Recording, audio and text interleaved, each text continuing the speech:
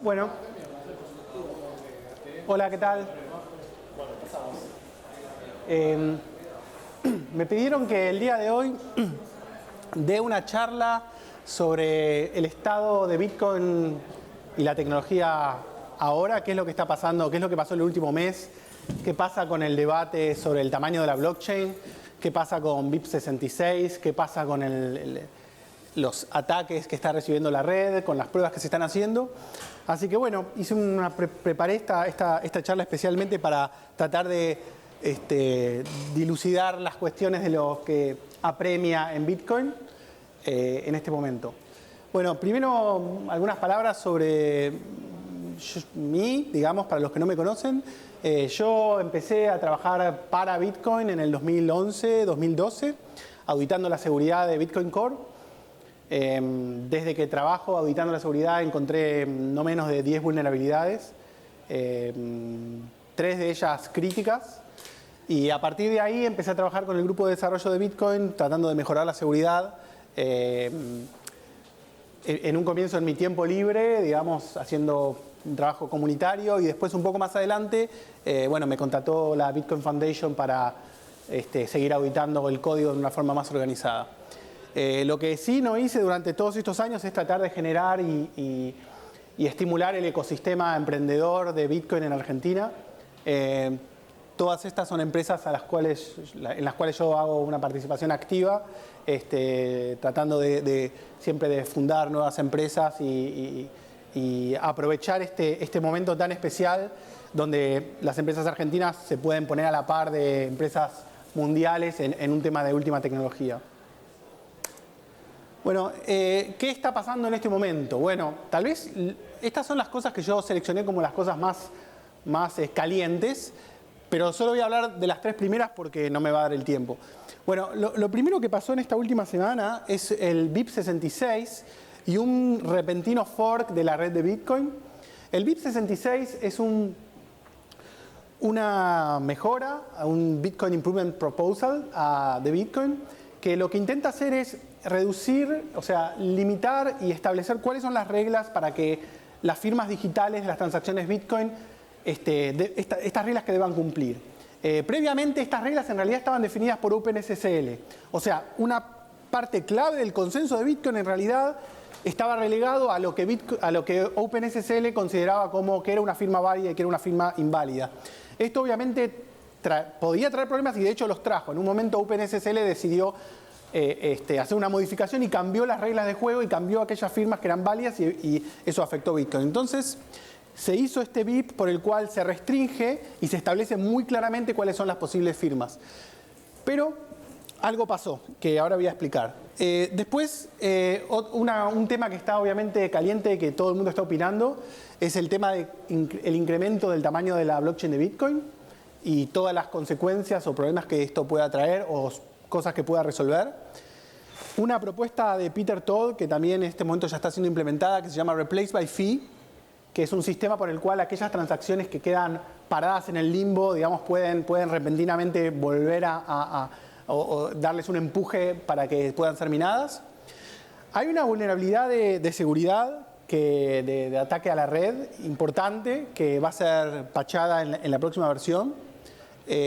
Obviamente la creación de la primera sidechain por parte de Blockstream es una noticia que impacta mucho porque es una de las posibilidades que tiene Bitcoin de crecer en el futuro sin los problemas que trae el consenso dentro del Bitcoin Core. Y el agregado de un opcode que, a pesar de ser un hard fork, es una de las pocos hard fork que hay un consenso muy grande para agregar este opcode. Este opcode fue propuesto por Peter Todd y básicamente permite la realización de lo que se llaman micropayment channels o hub and spoke network, que es esas redes que se quieren crear por encima de Bitcoin, que van a permitir hacer transacciones off-chain, o sea que básicamente transacciones de poco valor puedan ocurrir fuera de la red de Bitcoin y que recién sean consolidadas en la red de Bitcoin más adelante. Bueno, ¿qué es el BIP66? Bueno, restringe y establece cuál es el formato correcto de una signature de una forma muy sencilla, proceduralmente, con código fuente. Dice, si pasa este chequeo, es una firma correcta. Y para que los miners lo acepten esta modificación, como todos los hard forks de Bitcoin que no ocurren debido a una eventualidad, sino que ocurren programadamente, requieren un consenso de los miners. Ese consenso básicamente es que 950 de los últimos 1000 miners tienen que estar de acuerdo y muestran su acuerdo estableciendo que el número de versión de los bloques es 3. La versión anterior de los bloques era la versión 2. Cuando se pasa a un límite anterior, que creo que es 750, a partir de ahí se aplica solo a los bloques que tienen versión 3. Pero cuando se pasa el límite de 950 ya no hay vuelta atrás. A partir de ese momento, bloques versión 2 no son aceptados por la red. Lo que pasó en el bloque, primero, en el bloque 3.660.000, bueno, ese número que está ahí, el 3 de julio, efectivamente se pasó el límite de 950 y aquellos miners que habían quedado sin actualizar sus nodos quedan fuera de la red Bitcoin, siempre y cuando obviamente sean minoría. Pero lo que pasó es que el 50% de los miners estaban utilizando una implementación diferente de Bitcoin que en lugar de minar Bitcoins, en lugar de minar bloques a partir de Bitcoins 100% verificados, comenzaban a minar bloques a partir de solo conocer el hash del bloque anterior. Entonces, ni bien recibían de la forma más rápida posible el parent hash, el hash del bloque anterior, automáticamente comenzaban a minar un nuevo bloque vacío solo con un Coinbase Transaction a partir de ese header o de ese hash. ¿Cuál es la ventaja de este tipo de minado? Bueno, la ventaja es fácil de darse cuenta que si yo estoy minando un bloque antiguo y ya existe dando vueltas un bloque nuevo, evidentemente el trabajo que yo estoy haciendo se va a perder. O sea que el incentivo económico es a minar siempre a partir del último bloque conocido. Y dado que el costo de minar un bloque inválido es muy alto, son exactamente 25 BTC, hay una suposición de que los restantes miners no van a minar bloques inválidos. Por lo tanto, racionalmente lo mejor que yo podría hacer si yo sé que otro miner produjo un bloque es minar encima del bloque aunque no sepa si es un bloque válido o inválido. El problema de esta implementación es que no tenía una condición esencial, que es la forma correcta de hacer este minado SPV, que es que esto tiene que tener un timeout. O sea, para que ese modelo sea profitable, de ganancia, hay que poder detener la máquina, detener las rotativas en el caso de que yo me esté dando cuenta una cantidad de tiempo después de que yo estoy minando una cadena inválida. Y eso es lo que el código de estos miners no tenía. Básicamente, el límite de tiempo puede ser 10 segundos, no tiene por qué ser un número más alto que eso. O sea, el riesgo tiene que ser reducido. Ahora, dio la casualidad que la última vez que yo me reuní con los core developers, que fue hace más o menos un año, yo planteé este problema y yo dije, los miners van a terminar haciendo esto. Porque racionalmente, los miners hacen todo lo que racionalmente les produzca mayor ganancia. Por lo tanto, van a hacer esto. Entonces yo planteé en ese momento, ¿por qué no lo implementamos en el Bitcoin Core para hacerlo bien? Para que no lo hagan mal. Bueno, en ese momento, como la idea general era que este no era un mecanismo comunitariamente, aceptable, o sea, realmente sacar partido, para un miner no verificar un bloque es la antítesis de su trabajo. Él tiene que verificar el bloque para cobrar, no cobrar antes de verificar el bloque, ¿no? Pero la realidad es que en Bitcoin lo que sucede es que los miners son los que mandan.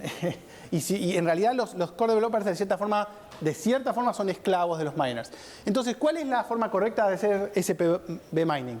Bueno, la forma es que un nodo comienza, lo que acabo de decir, comienza a hacer mining sobre un bloque vacío cuando recibe un header, por lo menos un header, y lo hace por un determinado tiempo, y si en ese determinado tiempo no pudo verificar las transacciones del bloque anterior, entonces revierte, hace un backtrack y vuelve a hacer exactamente lo que estaba haciendo. ¿Y cómo lo estaban haciendo estas mining pools? Estaban minando un bloque a partir de un parent hash, solo el hash, ni siquiera el header, utilizando la Stratum API de los otros mineros. O sea, la API de Stratum, que es la que permite tener un nodo minando contra un pool operator, tiene una forma, obviamente, de saber cuál es el último hash para poder minar sobre ese. Entonces, los miners se colgaban de las APIs de los otros miners para saber lo antes posible cuál era el bloque que habían minado los otros. E inmediatamente después empezaban a minar, desconociendo, obviamente, nada acerca del bloque. Y encima sin time limit. Entonces, ¿qué fue lo que pasó? Que algunos miners, bueno, no verificaban el bloque. Entonces, ¿qué fue lo que pasó puntualmente en el primer? Hubo 2 forks. En el primero de los forks, bueno, el pool Nuggets, BTC Nuggets, no había actualizado, estaba dentro del 5% que no se había actualizado a los nuevos parámetros de verificación. Y produjo un bloque con versión 2 y 92 transacciones. Inmediatamente después, F2 Pool, que utilizaba este mecanismo de SPV Mining, minó un bloque número 3 con 0 transacciones, salvo obviamente la Coinbase, simplemente porque BTC Nuggets había presentado un bloque, ni siquiera, sin saber siquiera si era versión 2 o versión 3, qué era. Y hubo una cascada de otros miners que hicieron lo mismo, todos tratando obviamente de optimizar. Fíjense que son muy pocos los miners, pero dio la casualidad que todos ellos minaron uno tras de otro. El otro fork que ocurrió un día después fue solo de 3 bloques. Lo interesante de este fork es que, dado que los bloques venían con 0 transacciones, no hubo ningún dual spend. Por suerte, ¿no? Fueron 6 bloques, lo suficiente para que la mayor parte de los wallets hubiesen dado la transacción como buena, pero dado que no tenían transacciones, no hubo dual spend. Sí. Cambiamos de tema. Sí. El que pasó, creo que fue ayer o anteayer, el segundo. Sí. Considerando que fueron Pool y Ampool, supongo que habrán corregido su código en su momento. ¿Quiénes fueron? No sé porque no me fijé yo. Me fijé solo del fork 1. Pero sería interesante mirar quién todavía... ¿Quién de los grandes? O sea, fue el sí. que quedó haciendo. Sí, porque... La casualidad que un BTC Nugget saque 3 puntos como para lograr... No es tanta casualidad, porque si probabilísticamente te dice, por ejemplo, que un pool que tiene el 10% saca más o menos 2 bloques seguidos al día.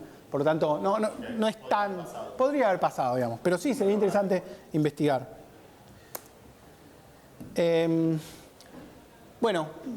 Básicamente, la asunción realística que se puede hacer en Bitcoin es que los miners van a hacer aquello que ellos crean conveniente para incrementar sus ganancias. Pero eso no quiere decir que sepan cómo implementarlo, lo que ellos crean conveniente. Y por esa razón, mi política, digamos, lo que yo creo es que los core developers nunca pueden ir en contra de los incentivos económicos de los miners. No soluciona nada, digamos. Y básicamente lo que tienen que hacer es implementar el mejor codebase que implementa lo que los miners necesitan hacer para maximizar sus ganancias. Bueno, pasen.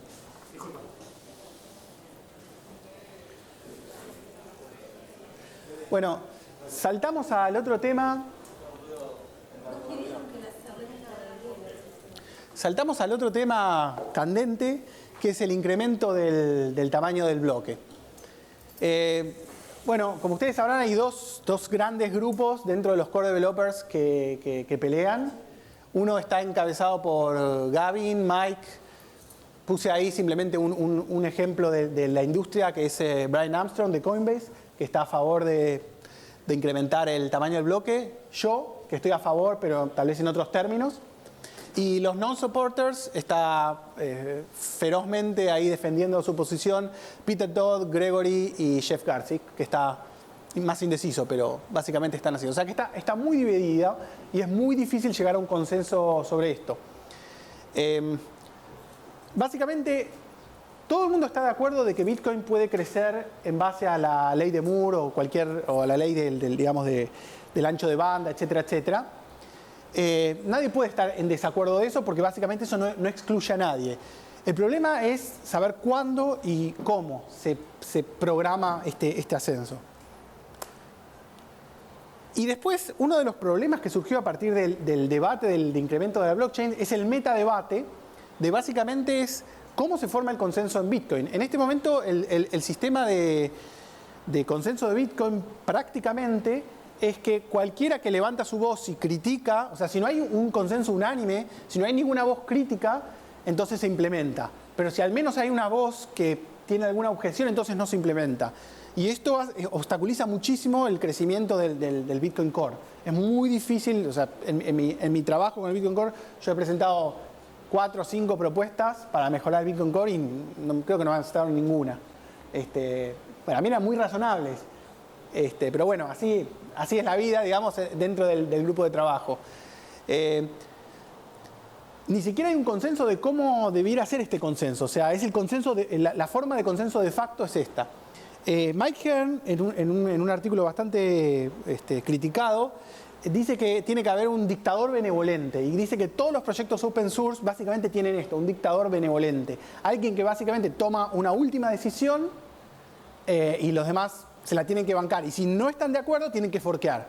O sea, lo que dice Mike Hearn, que es discutible, pero tiene algo de cierto, es que el mecanismo por el cual los proyectos open source crean nuevos líderes es por el forking. Así como el LibreOffice forqueó de OpenOffice y ahora LibreOffice tal vez tiene, no sé, o va a tener mayor base de usuarios. Bueno, él propone que esa es la única forma. Y dado que obviamente esta idea no fue aceptada, porque la personalidad de Vladimir no es la de un benevolente dictador, sino más bien todo lo contrario. Inclusive Gavin, cuando estaba liderando el proyecto, tampoco tuvo esa personalidad, aunque ahora Gavin apoye eso. Gavin era lo menos jugado por nada. O sea, Gavin estaba manejando así la balanza y nunca se jugó por nada. Entonces, a partir de este problema, Gavin y Mike decidieron hacer un fork de Bitcoin que se llama Bitcoin XT, que básicamente va a implementar el aumento del tamaño del bloque. Ahora, yo simplemente hice acá una serie listé la cantidad de propuestas alternativas que hay para el aumento del tamaño del bloque, para que ustedes sepan el tamaño del debate. O sea, la dificultad que es simplemente tomar una posición, porque primero hay que leer todos estos, cada uno de estos es un thread donde se discute, cada uno debe tener 10, 20, 30 posts. Yo mismo leí más de 600 posts sobre el tema, y aún así me cuesta a veces poner una posición. Algunas cosas se debaten son de fondo y muchas tienen que ver con la función, esta función de lo que llaman la step function, la función para ir aumentando. Acá en Bold yo puse aquellas propuestas que realmente no tienen que ver estrictamente con el aumento del bloque, digamos, del tamaño del bloque, sino que son tangenciales, que dicen, bueno, en lugar de atacarlo por este lado, ataquémoslo por este otro lado con un cambio más rotundo del protocolo. Obviamente tienen menos posibilidades de terminar siendo elegidas, pero tienen más posibilidades, por ejemplo, de terminar siendo implementadas, por ejemplo, en Elements, en la sidechain de Blockstream. Algunas que ustedes tal vez escucharon, bueno, ahí están los tree chains de Peter Todd, Ghost, que es un protocolo para lograr que el rate de los bloques se baje a 5 o 10 segundos, Decor, que también es una propuesta similar. Y la propuesta que yo siempre estuve tratando de empujar este último año, y sin éxito, fue la de, en lugar de aumentar el tamaño del bloque, reducir el rate de los bloques a 1 por minuto. O sea, mantener el tamaño del bloque, pero reducir el rate. Yo creo que si Gavin hubiese adoptado esta postura hace un año, cuando yo hablé con él, hubiese habido muchísimo más consenso ahora tal vez de tomarla, porque políticamente nadie puede estar de acuerdo, no encontré ninguna persona que esté en desacuerdo de que Bitcoin baje el rate de sus bloques. No hay ninguna persona que pueda decir, no, eso es perjudicial para Bitcoin. Entonces, combinar esas dos cosas, de aumentar un poco el tamaño del bloque y reducir el rate de los bloques, hubiese sido una buena estrategia para destrabar esto. Ahora ya es un poco tarde. ¿Porque es muy radical, es tarde, decís? ¿Cómo? ¿Porque es muy radical el cambio, es tarde? No, porque ahora ya la discusión se centra esencialmente en aumentar el tamaño del bloque. Cuando yo lo propuse esto también hace un año y con todos los core developers, no hubo nadie que se opuso, pero yo no tuve la suficiente. Hay que tener una idea, hay que defenderla muy fuerte para, aunque sea buena, aunque sea mala, no importa, hay que defenderla, hay que estar ahí todos los días posteando, todos los días defendiendo. Si alguien pone un comentario, retrucarle instantáneamente. Hay una tarea política muy fuerte. Entonces, bueno, para saber por qué se puede o no se puede aumentar el tamaño, hay que tener en cuenta cuál es la esencia de Bitcoin. Porque evidentemente aumentar el tamaño de una base de datos, aumentar el throughput de una base de datos, todo el mundo lo sabe hacer, digamos, simplemente agarrando las estructuras, mejoro, no sé, pongo más índices o hago cualquier cosa. El problema es, ¿se puede hacer eso manteniendo la esencia de Bitcoin? Bueno, estas son las cualidades que yo pienso que son la esencia de Bitcoin. Básicamente, tal vez la característica principal es que sea descentralizado, peer-to-peer, que no hay middleman, no hay nadie que pueda decidir si un pago se hace, si no se hace, no hay una autoridad central, es resistente al censorship, pero esto tiene un costo. El costo de estas cualidades especiales de Bitcoin es que tiene muy baja escalabilidad. Básicamente todos los nodos verifican todo. Entonces, estas dos cosas están en contraposición. Si uno quiere escalar más Bitcoin, siempre va a ir en contra de... si uno quiere escalar Bitcoin, siempre va a ir en contra de algún elemento de descentralización o algún elemento de estos.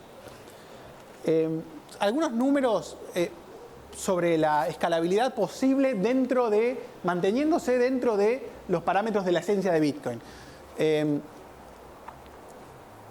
Bueno, estas son básicamente las características de Bitcoin, el tamaño promedio de una transacción, la cantidad de transacciones más o menos que puede tener un bloque.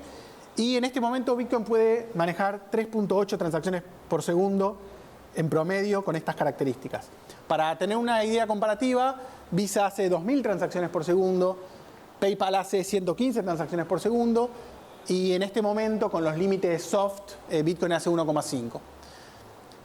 Entonces, si uno quisiese competir con por lo menos PayPal para tener un método de pago online, no retail, pero por lo menos online, tiene que escalar 100 veces. La pregunta es, ¿se puede escalar 100 veces y mantener las características de Bitcoin? Bueno, este es un análisis que yo hice hace un tiempo, que lo puse acá de nuevo, sobre cuál es el consumo de ancho de banda de Bitcoin y cuánto se puede escalar, teniendo en cuenta que, por ejemplo, que el average household bandwidth en Argentina es 6.5 megabits por segundo. O sea, básicamente yo quiero que las computadoras en Argentina puedan seguir siendo nodos Bitcoin.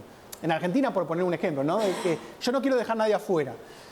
Haciendo un tamaño, un cálculo, básicamente da que el posible crecimiento de Bitcoin sin dejar a nadie afuera es de 2x. Es muy bajo. Siempre y cuando yo quiera que los nodos puedan bajarse toda la blockchain, ¿no? Porque básicamente para participar en la red de Bitcoin, la forma de ser igual que todos los demás es poder bajarse la blockchain. En el caso, por ejemplo, del consumo de CPU, también tomando parámetros de una computadora estándar, etcétera, etcétera, tengo solo un margen de un incremento de 5x. También es muy limitado si no quiero dejar a nadie afuera de la red Bitcoin. Bueno, ¿cuál es? Y en el caso del storage, pensé que tenía, no lo copié. Bueno, tenía una diapo más sobre storage, pero también estaba en el orden de 5 o 10x el storage. Entonces, ¿existe alguna solución para escalar 100 veces y aún así ser lo más parecido a una red descentralizada? Lo más parecido es una idea, o es un tema que viene trabajando Vitalik Buterin, que es el que creó Ethereum, que es algo que él llamó Weak Subjectivity, que básicamente es la única, que él dice, y que yo apoyo, que la única forma de escalar una red peer-to-peer a más de esta cantidad de transacciones por segundo es básicamente que cuando uno se conecta a la red y tiene que validar un estado de la red, confía en una cantidad de personas. O sea, hay un cierto valor de subjetividad. Por ejemplo, yo tengo 100 amigos, que es mi red de Facebook. Entonces, en el momento que yo me conecto, me voy a conectar con esas 100 personas y esas 100 personas me van a aportar algo de información a mí. Yo confío en esas 100 personas y de todo ese volumen de información confiable, yo voy a decidir si el estado actual de la red es un estado válido o inválido. Básicamente, la forma de implementar esto es que se embebe en el header de Bitcoin un hash de todo el estado del ledger, todo el estado de las output Bitcoins que no fueron gastadas, de tal forma que si yo quiero comenzar a usar la red Bitcoin en un determinado momento y no tengo tiempo y no tengo la posibilidad de bajarme toda la red, toda la blockchain desde antes hasta ese momento, entonces voy a pedir a una cantidad de personas que yo sé que estuvieron monitoreando la red un checkpoint, ellos me van a afirmar que un determinado bloque es válido, yo con ese bloque yo ya puedo validar todo un balance, porque los headers van a tener embebidos un hash de todo el balance, y a partir de ahí en adelante yo ya puedo seguir trabajando en la red Bitcoin. Entonces, esto es bastante bueno en el sentido que, digamos, tengo un speed up de aproximadamente 100x. ¿Por qué? Porque lo peor que tiene que hacer el nodo es bajarse la blockchain cuando se conecta. Tiene que poder, por lo menos poder bajarse la blockchain 100 veces más rápido de lo que acepta nuevas transacciones y nuevos bloques. Si yo, por ejemplo, si Bitcoin tiene 3 años, supongamos 4 años de antigüedad, eso serían 48 meses, entonces uno pensaría de que yo tengo que poder bajarme la blockchain en 15 días. Sería lo lógico. Yo quiero entrar a la red Bitcoin. No puede ser que yo tarde 4 años en bajarme la blockchain si la blockchain tiene 4 años. Eso sería un uno en uno. Necesito por lo menos procesar, validar y almacenar transacciones 100 veces más rápido que si yo ya estuviese en sync. Entonces, si yo abandono esta premisa de que los nodos tienen que bajarse todo el pasado, entonces ahí tengo 100 veces un speed up para tomar. Pero el problema es que esto cambia las garantías de seguridad de Bitcoin, porque agrega un factor subjetivo. Eso una nueva blockchain lo puede hacer, como Ethereum, que lo va a hacer de acá a un año. Ellos están dispuestos a agregar este valor subjetivo para escalar, pero lo veo difícil que Bitcoin pueda hacer eso. Entonces, no hay una silver bullet, no hay una forma única de escalar Bitcoin. Sí hay ciertas direcciones políticas que se pueden tomar. Bueno, obviamente reducir el tamaño del bloque a 1 minuto. Las contras, obviamente, es la centralización. Y la centralización básicamente es porque se necesita más espacio para almacenar más bloques, porque los bloques van a seguir siendo de 1 megabyte. Más CPU, más ancho de banda, y aparte por un problema de que cuando a medida que yo voy reduciendo el tamaño del bloque, aparece un incentivo monetario a aquellos miners que son los más grandes. Porque hay más tiempo de propagación con respecto al tiempo total del bloque, y el tiempo de propagación siempre beneficia al que más, el que más porcentaje de la red tiene. No sé si esto se entiende por qué. Básicamente, si yo mino un bloque y empieza a propagarlo, si yo mino el bloque, yo ya puedo empezar a minar el bloque siguiente. Por lo tanto, tengo una ventaja frente a todos los demás. Si yo soy un miner con una gran cantidad de hashing power, entonces eso ocurre muchas veces. Entonces, bueno, en el caso, por ejemplo, de reducir a 10 veces el rate, de incrementar 10 veces el rate, eso le da un incentivo, por ejemplo, de un 3% de ganancia adicional a los miners que más tienen sobre los que menos tienen. Y los miners, habría que ver si están de acuerdo en eso. Después, otro posible forma de incrementar la escalabilidad política, bueno, esa la dejo para el final. Primero voy a, obviamente, aumentar el tamaño del bloque. Arriba de los 5 megabytes ya estamos de nuevo implicando una centralización. Yo creo que hasta 5 megabytes sería un aumento gratuito que se puede hacer. Después voy a discutir por qué hacerlo o por qué no hacerlo ahora. Y obviamente a partir de los 5 megabytes empiezan a aparecer todas estas cosas de la centralización. Obviamente la dirección de cambiar el esquema de seguridad y empezar a pensar en una weak subjectivity, donde yo tengo una determinada cantidad de personas que yo confío para darme ciertos datos. Y la otra dirección, que es la que muy posiblemente resulte de todo este debate, es simplemente implementar un layer por encima del layer normal de transacciones Bitcoin que permita hacer pagos o settlement, o sea, la posibilidad de hacer canales de pago que no terminen, donde cada una de esas transacciones no termina siendo una transacción on-chain, son transacciones off-chain. Hay formas de hacerlo esto en forma trustless, o sea, con una mínima confianza en los intermediarios, pero aparecen intermediarios. Básicamente el modelo se llama Hub and Spoke y hay unos hubs intermediarios que establecen canales de pago que se llaman microchannels, canales de pago con cada una de las personas y pueden ser intermediarios entre dos personas que quieren comerciar. Pero el problema, que es las principales contras de esta implementación, es primero que no es sensor resistant. O sea, desde el momento de que hay unos intermediarios con mucha o poca confianza, pero hay ciertos intermediarios, digamos, alguien podría ir a ellos y impedir que uno haga una transacción. Deja de ser un modelo peer-to-peer esencialmente. Y esto es el principal argumento de Mike Hearn, hay una enorme cantidad de dinero invertido en las plataformas actuales. Todas las plataformas de todas las wallets no funcionan con con Lightning Network, con Hub and Spoke Networks. O sea que básicamente se trata de reconstruir Bitcoin, hacer una nueva infraestructura. Eso tiene un costo, estirar toda la inversión que se hizo en infraestructura. Por lo tanto, esto también no tiene sus problemas. Ahora, si se puede hacer un aumento de la blockchain en más o menos 4 o 5x sin dejar a nadie afuera, ¿por qué hacerlo ahora? ¿Por qué no hacerlo dentro de un año? ¿Por qué no hacerlo nunca? Hay algunos que dicen, bueno, pero si solo se puede hacer un aumento de 5x, ¿por qué hacerlo? Si después vamos a estar frente al mismo problema.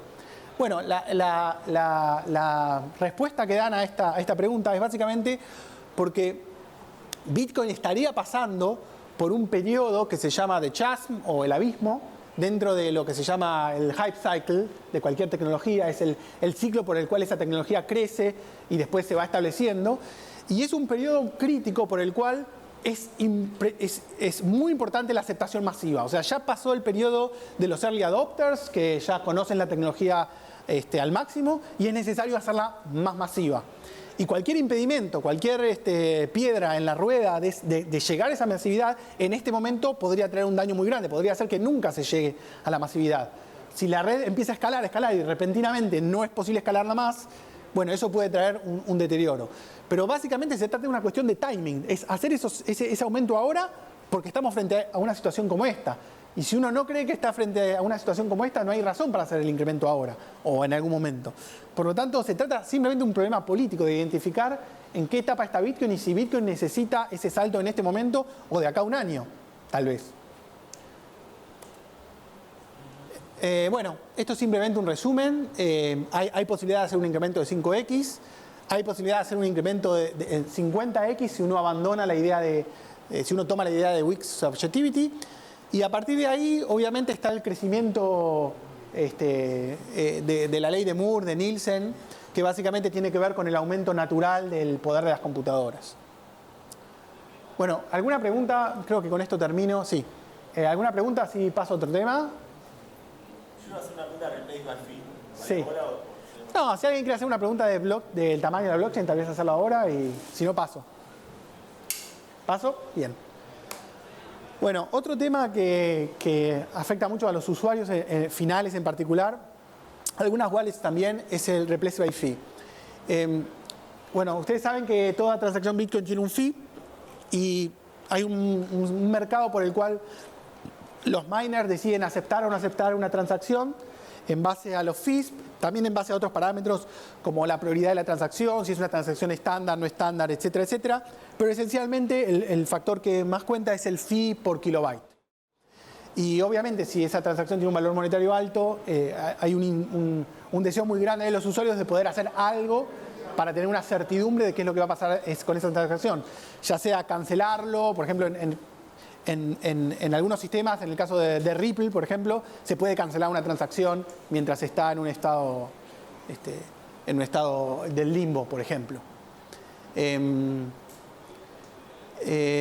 Y básicamente esto es una consecuencia, este limbo es una consecuencia de lo que se llama the first in rule, la regla por el cual lo primero que un nodo es lo que acepta y no va a aceptar nada más. Ninguna otra transacción que esté en conflicto con esa regla lo va a aceptar. La única forma de recaudar los fondos es pedirle a algún miner en particular que mine esa transacción y establecer un canal de pago directo con el miner. O digamos, si es un miner que acepta replace by fee, que es lo que voy a hablar ahora, existiría una forma de destrabar esa transacción. También la transacción con el tiempo va a desaparecer porque los memory pools, el lugar donde cada nodo de Bitcoin almacena las transacciones, aleatoriamente va tomando transacciones y las va eliminando. Pero como es un proceso estocástico, aleatorio, en realidad no hay forma de saber cuál es el tiempo que va a tardar la red en olvidar. Entonces, Peter Todd propuso esta idea de replace by fee, que lo que permite es que la billetera, o sea, la billetera del usuario, el usuario, cree una nueva transacción que está en conflicto con una transacción que él mismo produjo y esa transacción de cierta forma empuja afuera a la anterior. Bueno, hay dos implementaciones, dos formas de implementar replace by fee. La primera, que se llama full replace by fee, también scorched earth replace by fee. Scorched earth es aparte de ser un juego de computadoras muy bueno, hace 20, 30 años, no sé hace cuánto, es básicamente la política que tienen los países, algunos países en la guerra, de cuando se van de un lugar, incendiar todo y quemar todo para impedir que el enemigo tome posesión de nuevo de las cosas. Básicamente, la idea de Scorched Earth Replace by Fee utiliza un mecanismo adicional que se llama Child Pays for Parent Policy, que básicamente es, si yo tengo una transacción que quedó en el limbo, entonces yo puedo agregar una transacción que depende de alguno de los outputs de esa transacción, por ejemplo, depende de la transacción de cambio de la transacción primera, y que agrega una cantidad arbitraria de fees. Por ejemplo, la primera transacción pagaba 1 en fee, no importa, 1 en milibitcoin, lo que sea. La segunda transacción tal vez paga 100 y depende de uno de los outputs de la primera transacción. Entonces, si los miners consideran las transacciones no en forma individual, sino como árboles, como grafos de todas las transacciones que dependen de una, en realidad el miner se puede dar cuenta que si pone la transacción de 1, entonces puede poner también la de 100. La de 100 no puede ponerse si no está la de 1. Por lo tanto, puede considerar esas dos transacciones como un conjunto que pagan 101. Si tiene esa inteligencia, entonces puede perfectamente destrabar una transacción con una transacción hija de esa transacción. Y lo que propone Peter Todd, que se llama Scorched Earth, básicamente es un mecanismo por el cual evita los double spend. ¿Por qué? Porque cualquier mecanismo de replace by fee es un mecanismo de double spend. Básicamente es lo que Bitcoin intenta impedir. Lo que pasa es que la forma que tiene Bitcoin de impedir el double spend no es antes de que las transacciones lleguen a los bloques, sino obviamente cuando ya están en los bloques. El hecho de que algunos merchants quieran aceptar transacciones antes de que estas lleguen a los bloques es un byproduct, es una cosa que se inventó después. Nadie, cuando pensó Bitcoin, pensó de que alguien iba a aceptar una transacción Bitcoin antes de que llegue un bloque, antes que sea minada. Simplemente es algo que a BitPay le convenía hacer por una cuestión de negocios. Entonces, el mecanismo, Scorched Earth, básicamente lo que hace es lo siguiente. Yo voy a un merchant y voy a comprar un producto. Entonces le pago con una transacción Bitcoin que tiene, por ejemplo, un mili-BTC. Me llevo el producto. Si yo quiero hacer un double spend, entonces lo que puedo hacer es poner una transacción hija de esa transacción. No, puedo reemplazar esa transacción por otra transacción que manda el dinero a otro lado y paga mucho más fees. Entonces los miners aceptarían la segunda y no la primera. Pero entonces el merchant puede agarrar la transacción original, crear una transacción child y a su vez ponerle un fee mayor. O sea, la primera transacción tenía 1. Yo puse una que tenía 10 para reemplazarla. Entonces el merchant está atento a la red y en lugar de hacer eso pone una que pone 20, que es un child de la primera transacción. Por lo tanto, los miners ahora nuevamente van a tratar de minar la primera. Entonces el atacante pone una de 30 y el merchant una de 40. Y así van subiendo en una escalada de violencia que termina en que todo el dinero de la transacción se lo lleva el miner y la persona la persona que hizo el ataque se lleva el producto, el merchant no gana nada, pero supuestamente eso es un incentivo para que la gente no haga double spend. La realidad es que... El merchant paga también. No, el merchant termina... El merchant termina... bueno, hay que ver quién gana, ¿no? Pero básicamente el que termina ganando es el miner, que se lleva todo el dinero de los fees, porque la escalada sube hasta que se mina un bloque o hasta que se termina pagando más de lo que vale el producto, donde ya a partir de ese momento yo no sé si tiene sentido seguir. En realidad la teoría de juegos creo que predice que van a seguir, aun cuando ya el producto haya sido pagado, van a seguir peleando porque perder en ese momento le cuesta cada vez más. No sé cuál es la... Pero básicamente este mecanismo de guerra atómica que propone Peter Todd falla en el momento de que un competidor de ese merchant puede hacer el ataque solo para molestar. En lugar de pagar, si yo puedo llevarme un producto del merchant A y en lugar de pagarle al merchant, pagarle al miner, entonces si yo quiero fundir al merchant voy y le compro productos y bueno, y lo termino fundiendo porque no estoy pagando por eso, o sea, le estoy pagando a otro. O sea que en realidad este mecanismo no sirve. Por eso Peter Todd después redujo un poco su idea y lo que creó fue First Seen Safe Replace by Fee, que básicamente esto sí es seguro, que dice que las nuevas transacciones tienen que por lo menos respetar los outputs de las transacciones anteriores, que sería lo lógico. Y al mismo tiempo tienen que tener un montón de condiciones adicionales para evitar el spamming. Porque si yo simplemente puedo enviar una transacción nueva respetar los outputs y lograr que toda la red la broadcastee, entonces puedo enviar 100 o 1000 o 10.000. Lo único que tengo que hacer es irla cambiando y obviamente hago un spamming de la red. Entonces las condiciones adicionales son que la transacción adicional tiene que pagar un cierto fee por kilobyte y la conjunción, la diferencia de tamaño entre las dos transacciones también tiene que pagar un cierto fee por kilobyte. Hay un montón de condiciones para que cada vez que yo agregue un nuevo double spend, en realidad no va a ser un double spend porque yo mantengo los outputs, un nuevo replacement, yo voy a estar pagando bastante más en fees adicionales para hacer que esa transacción viaje por la red.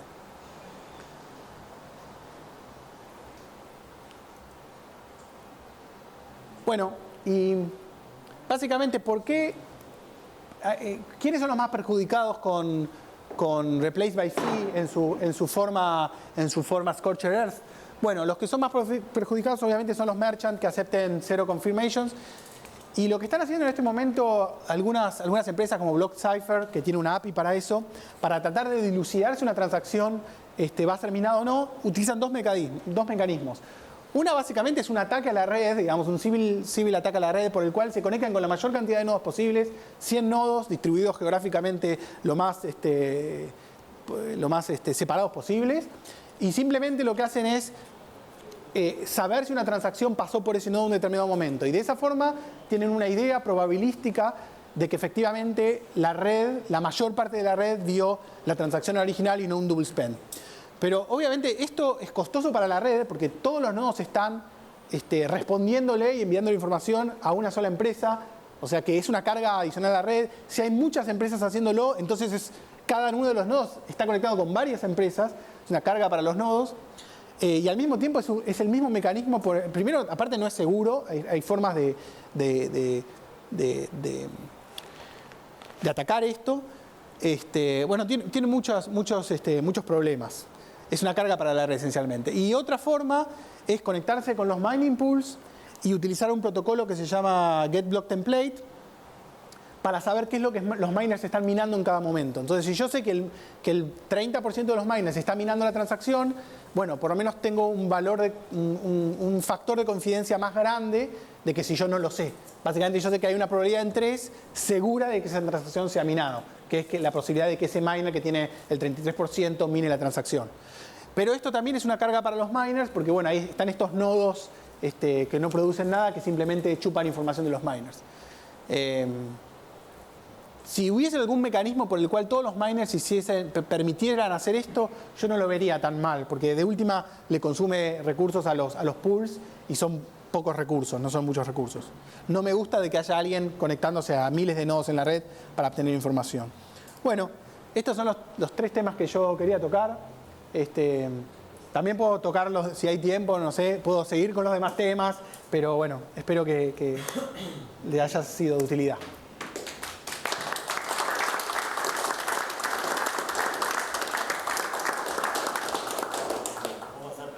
Sí, yo.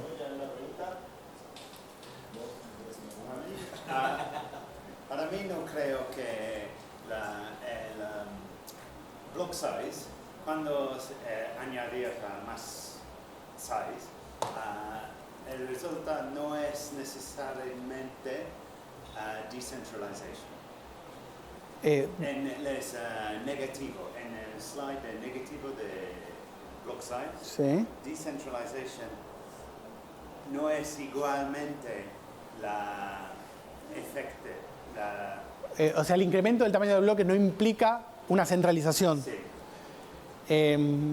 Bueno, el número de nodos de Bitcoin se reduce constantemente a medida que incrementa el tamaño de la blockchain.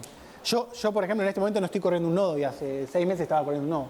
Ahora me cansé, no sé, me cansé y dejé de correrlo. Solo lo corro cuando tengo que hacer una prueba, por ejemplo. ¿Y por qué? No sé. Ahora vamos a poner una cara. Claro. Tenemos un window que está en camino. Ahora venden unas placas muy lindas que te las venden así que corren nodos directamente. Sí, sí. ¿Cómo? Sergio, ¿Mi nombre? la última PPT. Sí. La corriste muy rápido. Ah, bueno. ¿A mi nombre? ¿Qué querés? La última está la firma. Sergio arroba... Ah, mi email. Pará. Sergio@coinspect. Sí. Coinspec es mi empresa con Juliano Rizzo, que es un especialista en seguridad informática, que hacemos auditorías de seguridad para las empresas Bitcoin y para las criptomonedas. Auditamos Ethereum, Monero, Flex, muchas criptomonedas las auditamos nosotros. ¿Cuándo es ese periodo de tiempo en el cual decís que vino ese valle de la muerte, si se puede llamar? Las startups tienen una dinámica parecida. ¿Cuándo es el tiempo que vos decís, bueno, si no pasa esto, que se toma la decisión, ya estamos en el horno? No, para eso habría que ser economista. Hay una chica que se llama, creo que su blog es Bitcoin Girl. Así que si la buscás, ella hizo todo un análisis y explica por qué ella cree que estamos en ese momento. Pero es todo un análisis económico de la cantidad de usuarios. Yo no me pongo en eso, digamos, pero bueno, debe haber opiniones encontradas también. Bitcoin Girl tiene un blog. Sí, no hay muchas chicas, se ve que se tienen que llamar Bitcoin Girl. Que ella hizo un análisis de por qué ella cree que estamos en ese momento. Pero Mike Hearn también dice que bueno, es un momento de crecimiento exponencial y como que hay que saltar hasta que estén los payment channels. Y Mike Hearn sabe mucho de payment channels porque él hizo Bitcoin Shade, que tiene casi la única implementación que hay de micropayment channels. La hizo él, así que él es el que más sabe de cuándo la tecnología de Lightning Network va a estar disponible. Hay una empresa, ahora no recuerdo el nombre, pero creo que es sueca, también que está haciendo payment channels y no sé cuándo va a estar listo el producto de ellos. ¿Cómo? No. Un chico de acá está trabajando para esa empresa, un chico argentino. Pero bueno, hay varias empresas que están haciendo lo que es Hub and Spoke, o sea, Lightning Network, ese tipo de micropayment channels. ¿Sobre el ataque podrías decir algo?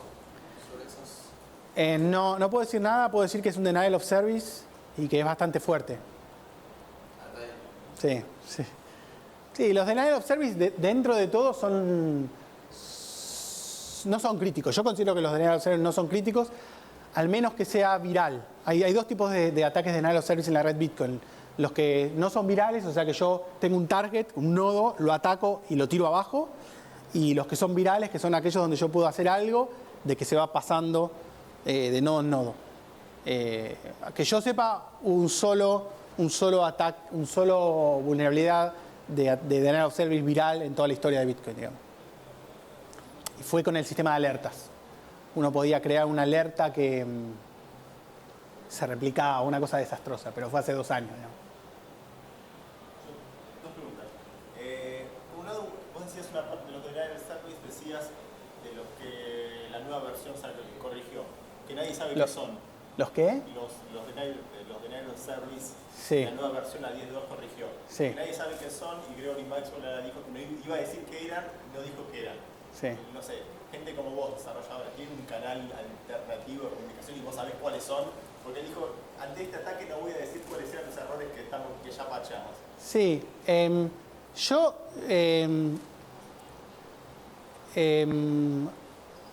lo que hago es audito una vez por mes los cambios que ocurren en el repositorio. Y yo los encuentro. O sea, si hay alguna vulnerabilidad que no detecté yo cuando veo lo que pacharon, yo lo encuentro la vulnerabilidad. Me doy cuenta de cuál es. Hay una lista que se llama Bitcoin Security, que yo no soy parte de esa lista. ¿Está bien? Así que, de cualquier forma, en 2 casos, por ejemplo, en el pasado, yo sabía de la vulnerabilidad porque lo había auditando el código. Si no está vos, ¿quiénes están? Son menos de 8 personas, imagino. Sí, yo creo que más ojos serían necesarios. Sí. Y la otra pregunta que tenía, replay by fee, más allá. Una vez, Gregory en una me dice, yo cuando estaba el commit la detecté y me dice, te felicito, me mandó un... Estamos preguntas y respuestas y la última. Vamos a hacer preguntas y respuestas y la última, creo. Sí. Gregory me mandó un mail y me dice, te felicito, fuiste el único que lo encontró. ¿Viste? Yo me sentí orgulloso. Y estaba saliendo, estaba lejos del release, pero era un commit. Y él sabía, y era el único que sabía, y yo la detecté mirando el commit. Él estaba esperando, él no la corrigió a propósito para ver cuántos de los core developers la detectaban. La dejó ahí, la dejó un tiempo ahí. Y cuando a mí me tocó en el mes mirarla, la detecté, por ejemplo. Y me dijo, mira, sos el único que la detectó. Así que... Y la otra pregunta es, el replay by no la versión anterior, que no hay que aceptar nada, sino está nueva. ¿Hay algún contra que no lo aceptan o va a venir Bueno, ¿hay alguien que esté en contra, por ejemplo?